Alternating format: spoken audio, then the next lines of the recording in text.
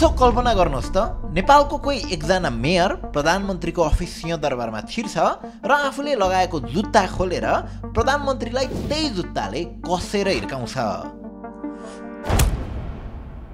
कस्तो असम्भव जस्तो सुनिन्छ नि है, तर इतिहासमा यो घटना घटेको छ।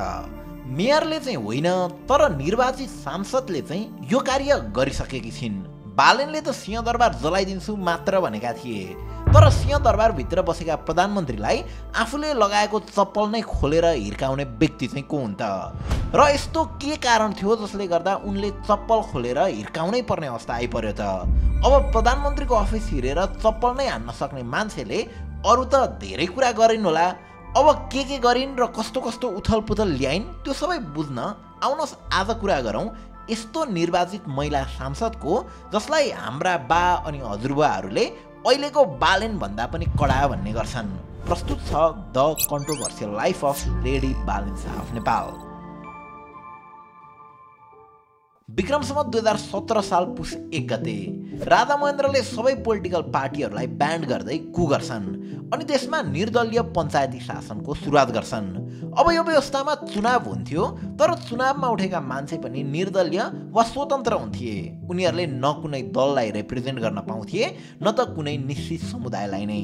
अब बिना कुनै राजनीतिक र साम्प्रदायिक मुद्दा त्यति बेला कुनै पनि सामान्य नेतालाई जित्नको लागि एकदमै मुस्किल थियो।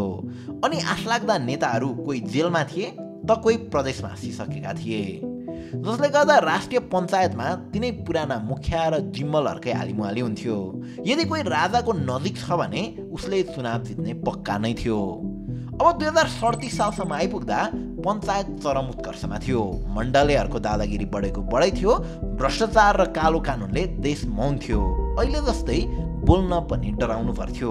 तर यस्तो अवस्थामा पनि काठमाडौँमा एक महिला भने बिना कुनै डर र त्रास, बेथिति र अनियमितताको विरुद्धमा चर्को आवाज लिएर बोल्दै थिइन्। कोहीसँग नडराउने मण्डलेहरू उनीसँग डराउँथे र ती महिला थिइन् नानी मैया दाहाल। महात्मा गान्धीले भने त अनि तपाईले महात्मा गान्धीले भनेको कुरा सुनेको पात्र तपाई सुन्नु पात्र होइन, मैले उनले लेखेकै गीत ल्याएको छु, त्यही लिएर मैले विक्रम सम्वत 2001 सालमा जन्मिएकी नानी मैया दाहाल सानै उमेरदेखि नै सामाजिक कार्यमा अग्रसर भएको पाइन्छ। 2007 सालको राजनीतिक परिवर्तन पछाडि 2009 सालमा त्रिभुवन गाउँ विकास कार्यक्रम सुरु भएको थियो। 10 वर्षको कलिलो उमेरमा नै नानी मैया दाहालको राजनीतिक यात्रा यसैको सभापतिको रूपमा सुरु हुन्छ। 2029 सालसम्म आइपुग्दा 28 वर्षको उमेरमै कुनै राजनीतिक सोर्स फोर्स, निगाह र बक्सिस बिना नै उनी जोरपाटी गाउँको उपप्रधान पञ्च बनिसकेकी थिइन्। उपप्रधान पञ्च बनेसँगै दैनिक सामान खरिदमा कसैले कालो बजारी गरे उनी पसल पसल गएर थर्काउँथिन्। त्यो समय जोरपाटीका बासिन्दालाई एक माना तेल र नुन खरिद गर्न समेत घन्टौं लाइन बस्नुपर्ने अवस्था थियो। यो सबै सल्ट ट्रेडिङमा वर्षौंदेखि चलिआएको कालो बजारी र ढिला सुस्तीको कारण थियो। तर त्यहाँ पनि नानी मैयाको अनुगमन पश्चात यसरी घाममा जनतालाई शास्ति दिने चलन सदाका लागि बन्द भयो। यो भन्दा पहिला आम जनतामा प्रधान पञ्च र उपप्रधान पञ्चहरू केवल शोषक र सामन्ती हुन् भन्ने मान्यता थियो।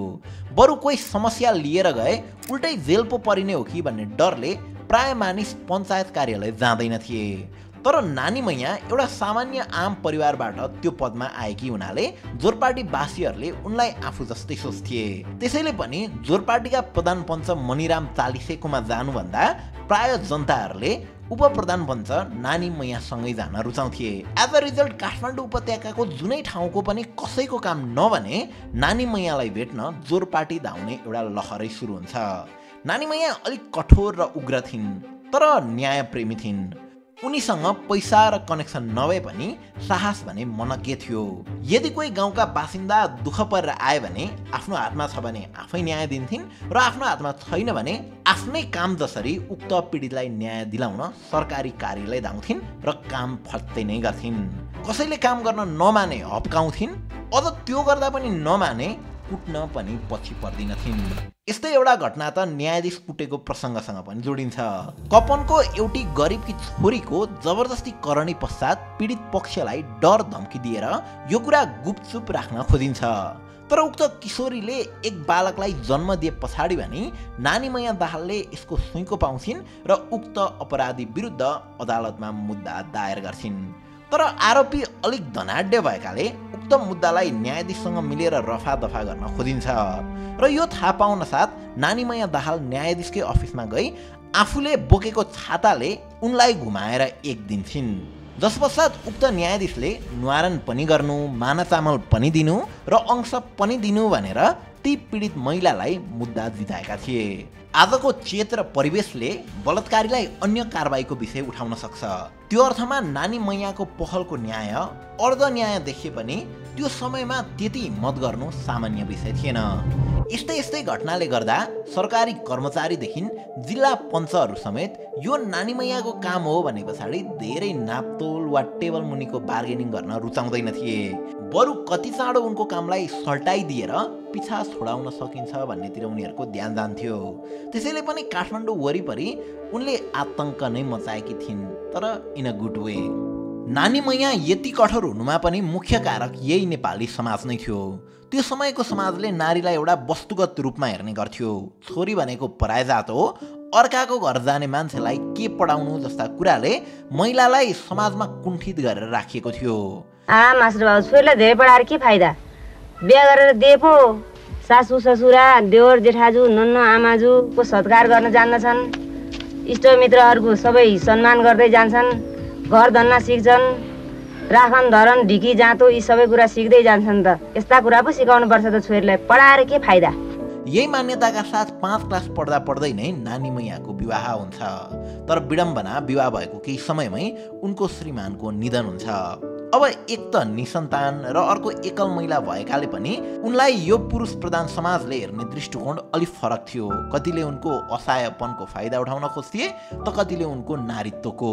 अरू भएको भए चुप लागेर यो पीडालाई सहन्थे होला, तर नानी मैया ती अपवाद महिलाहरू मध्ये थिइन् जसले महिला झुकेर भन्दा पनि उठेर बोल्नुपर्छ भन्नेमा विश्वास गर्थिन्।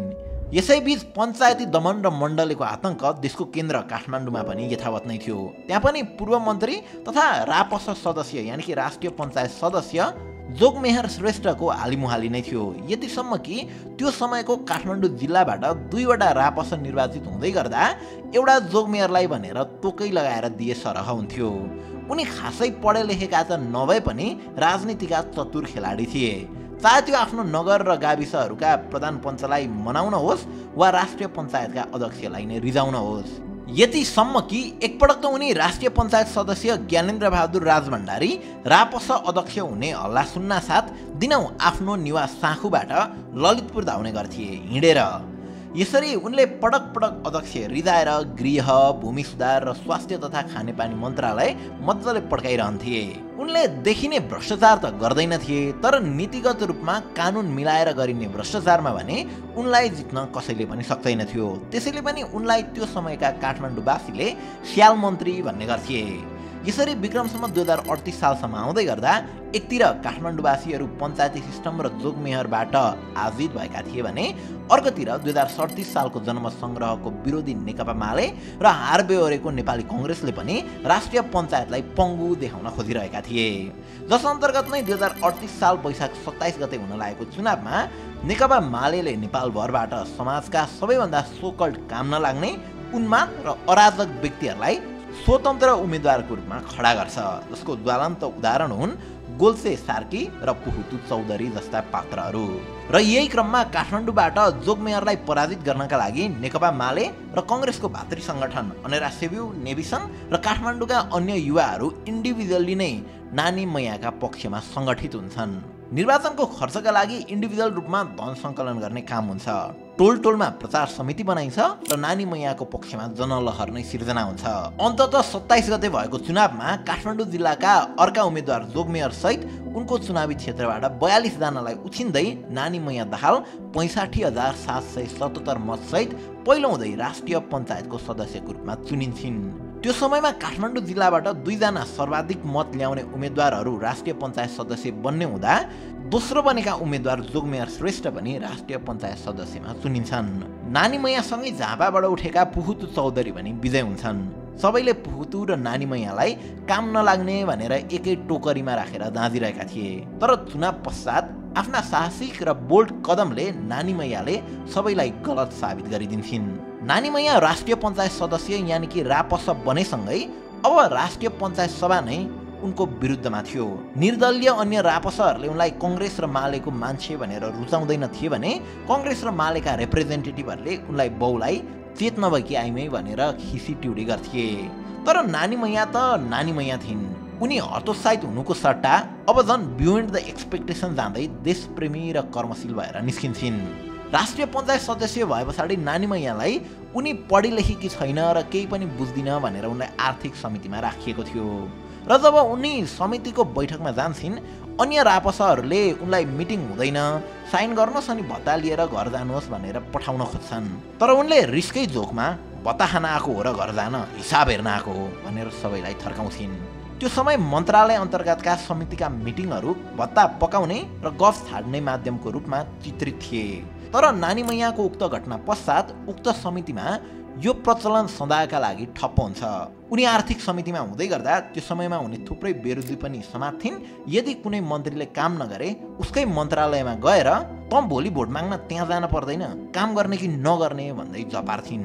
उनी रापस हुँदाको अर्को घटना हो भोटे बहालको लौका काण्ड। जब राजा वीरेन्द्र प्रशासनिक कामले सुर्खेत जान्छन् तब राजा वीरेन्द्रलाई खुसी बनाउन भनी कृषि मन्त्रालयका कर्मचारी र मन्त्री मिलेर भोटे बहालको लौकाहरूलाई रातारात सुर्खेत लगिन्छ र राजालाई यो सुर्खेतको कृषिको प्रगति भनेर देखाइन्छ। जब यसरी राजा ठग्ने काम हुँदैछ भनेर नानी मैयाले थाहा पाउँछिन्, उनले राजा सामु नै गएर उक्त कुराको पर्दाफास गरिदिन्छन्, जसले गर्दा सम्पूर्ण कर्मचारी र मन्त्री समेत कारबाहीमा पर्छन्। यो सँगै उनले पशुपति कोषको निर्माणमा ठूलो भूमिका खेल्छिन् अनि हरिसिद्धि इटा तथा टायल कारखानाको जग्गा विदेशीको हातबाट जोगाई आम सर्वसाधारणमा वितरण गर्न पनि अगुवाई लिन्छन्। अन्य रापस सदस्यहरू आफूलाई माननीय र छोटे राजा सम्झिराख्दा नानी मैया भने जननेताको रूपमा उदाउँछिन्। उनी भुइँ मान्छेका कुराहरूलाई सुन्न र सुल्झाउन लागि पर्थिन्। यसरी दुनियाँ थर्काउँदै हिँड्ने नानी मैयाको एउटा छुट्टै सफ्ट कर्नर पनि थियो, जहाँ उनले विद्यार्थी, गरिब, दुःख पाएका, औषधि गर्न नसक्ने अवस्थाका मानिसदेखि केही पनि नसोची सहयोग गरिहाल्थिन्। यतिसम्म कि आफूलाई जिताएको भनेर आफूले पाउने रापसको मासिक 900 रुपियाँ तलबबाट उनले 200 नेविसङ्घ र 200 अखिलका विद्यार्थीहरूलाई दिन्थिन्। भूमिगत रहेका कम्युनिस्ट कङ्ग्रेस जसले नानी मैयालाई बाउलाई उग्र भनी उनलाई पङ्गु बनाउन चुनावमा उठाएका थिए, तिनै पार्टीहरूका भोका कार्यकर्ताहरूको लागि नानी मैयाको घर भात खाने साझा ठाउँ बनेको थियो। त्यस्तै यदि भक्तपुर र पाटनका किसानहरूको तरकारी नबिके उनीहरूको अन्तिम ग्राहक पनि नानी मैया नै हुने गर्थिन्। त्यस्तै 2038 सालको कुरा हो। रापस अध्यक्ष यानि कि प्रधानमन्त्री सरह थिए सूर्यबहादुर थापा। केही समयदेखि एकजना पियोन उनकै कार्यालयबाट हराउँछन्, तर हप्ता दिन बितिसक्दा पनि उक्त व्यक्तिको खोजिनिधि केही हुँदैन।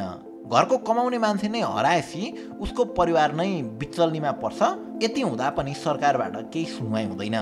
जब यो कुरा नानी मैयाको कानमा पर्छ, उनी केही पनि नसोची मन्त्रालयतिर लम्किन्छन्। त्यो दिन अलिक पानी परिरहेको थियो, त्यसैले पनि सूर्यबहादुर थापा आफ्नो कुर्सीमा बसी चियाको चुस्कीसँगै वर्षाको आनन्द लिइरहेका थिए। त्यतिकैमा उनको अफिसभित्र नानी मैया दाहाल बिना कुनै सूचना प्रवेश गर्छिन्।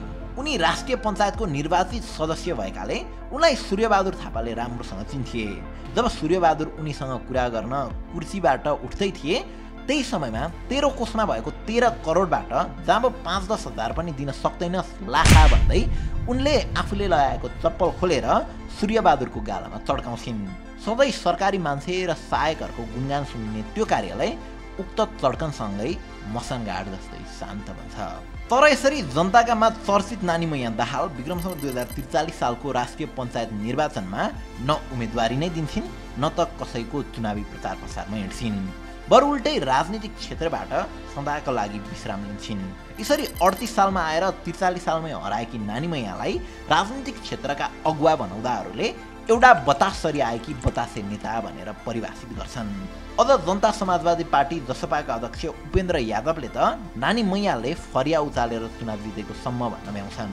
अब नानी मैया दाहालले यसो फरिया हल्लाइदिएर चुनाव जितेको 48 सालकै चुनावमा पनि जब मदन भण्डारीले कृष्ण प्रसाद भट्टराईलाई भारी मतले पराजित गरे, तब मदन भण्डारीलाई नानी मैया जसरी नै आएको बतासे नेता एकै कार्यकालको चुरीफुरी न हो भन्ने गर्थे। यस पश्चात नेपालको राजनीतिक इतिहासमा जो कोही पनि नयाँ व्यक्तिको प्रवेशलाई नानी मैया र उनीसँग जोडिएको बतासेपनसँग दाँच्ने क्रम जारी रहन्छ। 2079 सालको स्थानीय तहमा बालेनलाई पनि नानी मैया जस्तै बतासे नेताकै अर्को रूप भनेर व्याख्या गरियो। हुन पनि बालेनले बतास जसरी नै काम गरिरहेका छन्। न उनले कुनै राजनीतिक दललाई काखै च्यापेका छन्, न त कुनै काम गर्दा ढिलासुस्ती नै गर्छन्। हावासरी नै एक जोकमा आउँछन् र जडा गारेर बसेको धुलो मैलो बेथिती भ्रष्टाचारी सबैलाई जरैबाट उडाएर लिएर जान्छन्। अगेन सधैँ राम्रो भइरहेछ भन्ने पनि होइन। त्यो विकराल बतासमा कहिलेकाहीँ अन्नबाली अर्थात् राम्रा पनि पिल्सिरहेका हुन्छन्। तर क्वेसन इज त्यो बतास कसरी आउँछ त? अनि द एन्सर इज त्यही फोहोरी राजनीतिबाट।